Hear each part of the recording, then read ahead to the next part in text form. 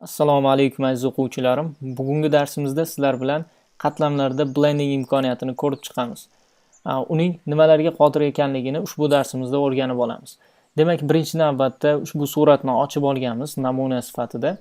Buni resurslar papkasidan topishingiz mumkin. Bundan tashqari Photoshopning fayl bo'limiga o'tib, Place Embedded funksiyasini bosamiz.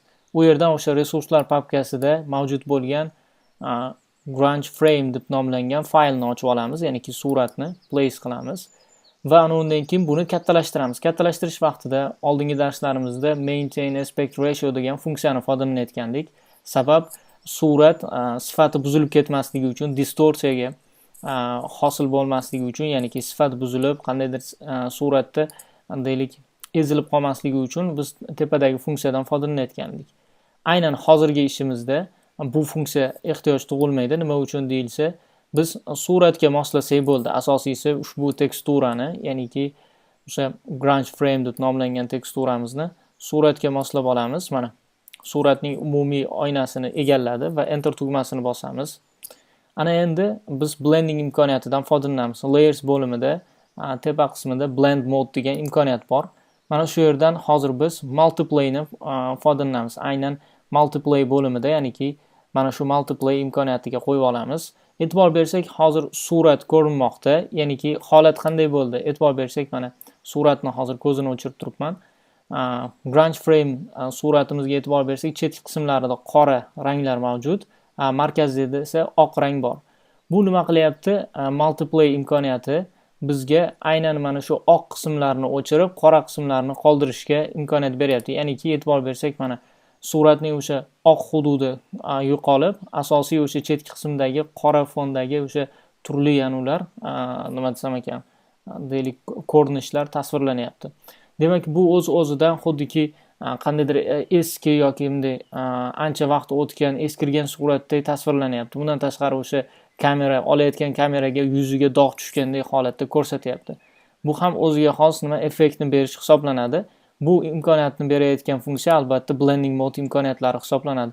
Bularning turli variantlari bor, turli maqsadlarda ishlatilinadi. Deylik, odatiy normal holati esa oddiy holatda, ya'ni original holatda ko'rsatish hisoblanadi. Misol uchun opacity ni pasaytiradigan bo'lsak, bunda ham umumiy pasayyapti, lekin oq funksiya, ya'ni oq hudud nima qilyapti? Ekranni egallab qolyapti. Shuning uchun ham biz multiply funksiyasidan foydalandik. Multiply funksiyasi bizga aynan kerakli bo'lgan holatda tasvirlab beryapti. Bundan tashqari blending modening boshqa imkoniyatlarini ko'rish uchun yana bir boshqa suratni ochib olamiz. Bu suratga xuddi shundoq yana fayl bo'limidan place embedded funksiyasini bosib, deylik grunge frame white deb nomlangan suratimizni tashlab olamiz. Buni ham xuddi shundoq suratga mos qilib kattalashtirib olamiz o'lchamini. Ana endi bunga multiply imkoniyatini bersak, biz xohlayotgan natijaga erishmaymiz. Chunki multiplyga boya kelishganimizdek, u chetki qismidagi yoki qayerda oq rang bo'lsa, oq rangga nisbatan u nima qilayotgandi? Blending hosil qilayotgandi. Hozir esa blendingni aynan bu oq rangga nisbatan hosil qilyapti. Original boyagi teksturamizga e'tibor bersak, chetki qismida oq, markazida esa qora rang bor. Demak, bunga multiply imkoniyati mos emas. Bunga mos bo'lgan deylik imkoniyat bu screen imkoniyati hisoblanadi. E'tibor bersak, bu yerda o'ziga xos bo'limlar bor. Multiply imkoniyati to'liq bu bir-biriga o'xshash bo'lgan imkoniyatlar, darken, multiply, color burn, liner burn, darker color, bular hammasi multiply ga o'xshash bo'lgan va bir-biriga yaqin bo'lgan blendinglar hisoblanadi. Screen bo'limi esa bir-biriga yaqin bo'lgan screen asosidagi bo'lim hisoblanadi. Ya'niki bir-biriga o'xshashlik jihatlari juda ko'p. Mana o'zgartirib ko'ramiz. Bizga aynan hozir mana shu ishimiz uchun yaxshi holatda tasvirlab beradigan qismi bu screen hisoblanadi. Mana screendan foydalandik. E'tibor bersak, juda ham bir chiroyli holatda ko'rsatyapti.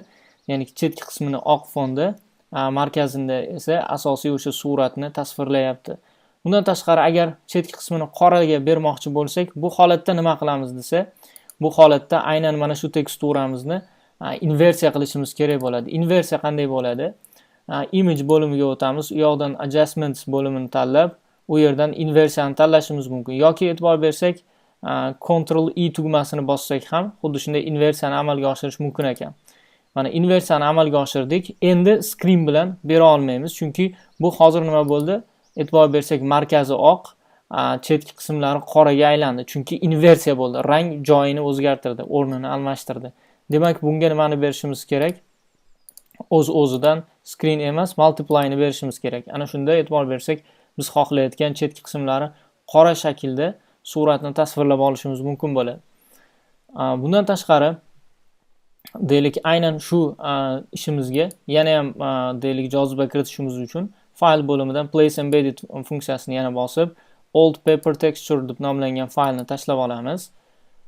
Uni ham xuddi shundoq proyektimizga moslab kattalashtirib olishimiz kerak bo'ladi. Va ana endi buni qanday holatda qo'yishimiz kerak? Multiply ga qo'ysak, multiply da biz xohlayotgan natija bermaydi. Screen da ham biz xohlayotgan natijani ola olmaymiz. Buning uchun yaxshi bo'lim overlay bo'limi hisoblanadi. Bu bo'limda o'sha biz xohlayotgan holatda mana e'tibor bersak, teksturani moslaydi suratga. Mana ko'zini o'chirib turaman. Original holatda surat mana bunday holatda edi.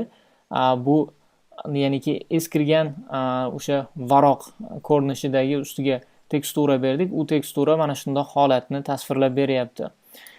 Deylik, buni tagiga tushirsak, qora qismlariga ta'sir o'tkazmaydi. Chetidagi qorasiga ustiga chiqaradigan bo'lsak esa umumiy holatda mana chetlarini ham sarg'aytirib ko'rsatadi.